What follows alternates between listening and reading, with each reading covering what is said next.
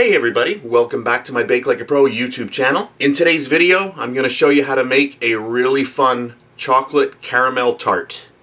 What I have here is 1 cup of semi-sweet chocolate. This is equal to 250 milliliters or 8 ounces or 190 grams by weight. I'll melt this down on a double boiler and then I'll be back. So this is about 5 minutes later. I use a little pot with some hot water, put that on the stove, heat it, indirect heat, and it heats and melts our chocolate. So there we have it. So that 1 cup or 190 grams of chocolate, and this is what it looks like in melted form. So we are ready to go.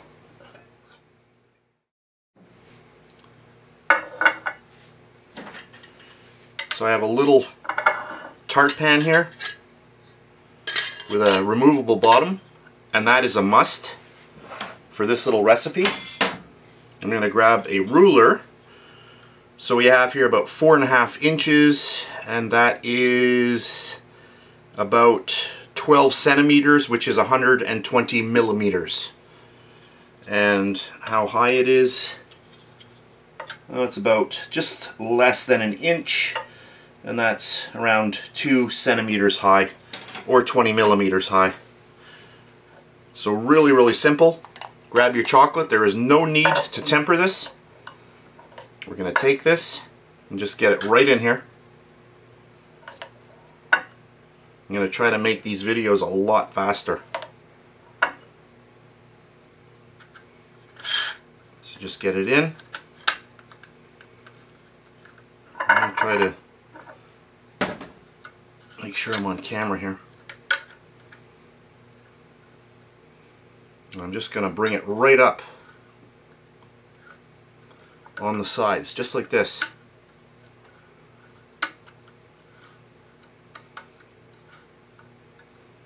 And the amount of chocolate that I'm using doesn't really matter. It doesn't have to be accurate, because it all depends on how thick or thin you want your shell.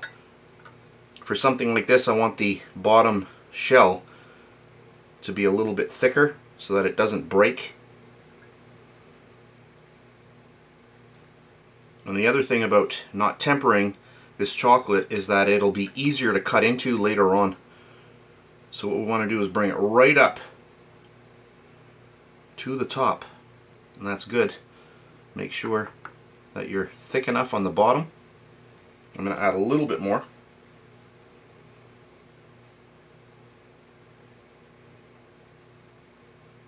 So that is semi-sweet chocolate that I'm using, and we are not tempering it. So that's good. Just like that. And now I'm going to pop this into the fridge just so that it chills down and firms up. So here we are again. This is about an hour later. You can see all of the chocolate has set up nicely. And if I put my hand underneath, I can actually give it a little bit of a push, and you can see that the chocolate comes right out. And the reason why it's not sticking to the sides is because when chocolate gets cold, it contracts. So it's actually pulled away from the side of the mold. And you can see that's the reason why I'm using a little mold like this with a removable bottom. So that's good. So I've got a little bit of homemade caramel here. If you want to see how to make homemade caramel at home, you can check out a lot of videos on my YouTube channel. I must have maybe 3, 4, 5 different videos showing you how to make caramel, and also 1 video on how to make butterscotch.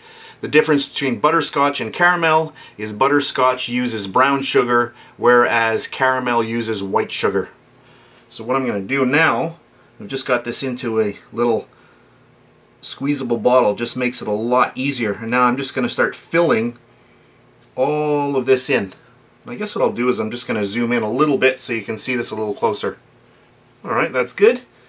And now we'll just fill this up a little bit more. And I have warmed up my caramel so that it flows a little bit better.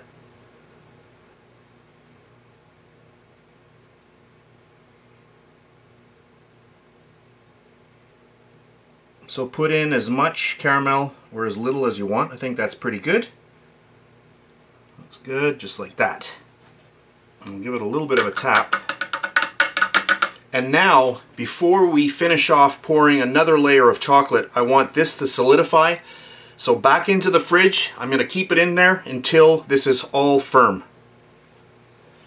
So here we are again. This is about a half an hour later. And I'll just show you that the caramel is nice and firm at this point. So we're going to get a nice definition between the caramel and our top coating of chocolate.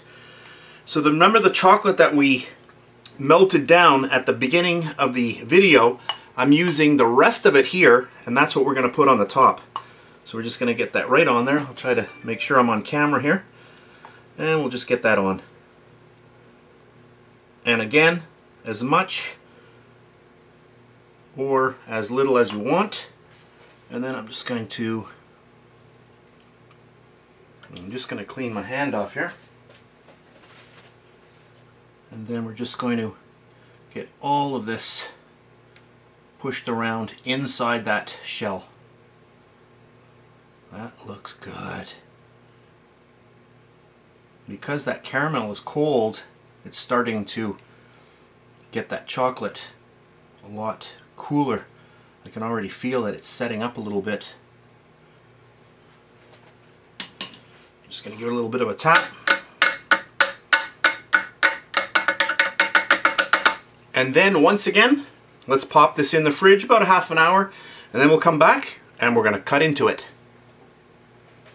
So here we go again. Here's our tart. This is right out of the fridge, so it's very, very cold.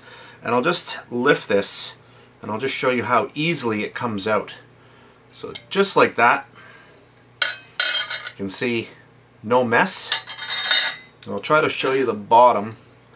Well, I can't show you the bottom. I don't want to flip it upside down. So I'm just going to put it right there, right in the middle. That's good. And then we'll cut into it. So we'll grab our knife and we're going to come right in here and just give it a little cut. And this is extremely cold right now. Once this starts to soften up, if you leave this out for about 20 minutes, it's going to cut very, very easily because the chocolate is not tempered. I'm going to open this up.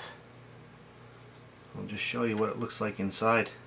Look at that. Whoa. I got to turn this so that you can see this. Right like that, and we'll open that up. Look at that.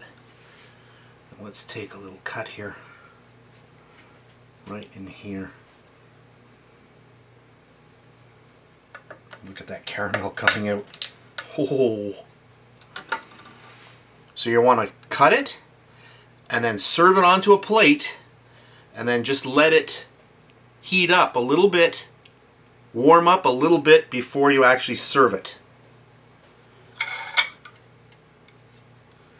Look at that. Oh. Get that onto a plate. Look at that. Exactly what I wanted. Show you the other side. That looks good. So if you want it crunchy, eat it now. If not, just let it sit for a while and that's going to become a lot softer. Nice to cut through. A really fun dessert. Super, super simple. I hope you enjoyed this video. If you did, please give me a thumbs up, subscribe if you wish, and if you're on Facebook, you can check me out at facebook.com/BakeLikeAPro.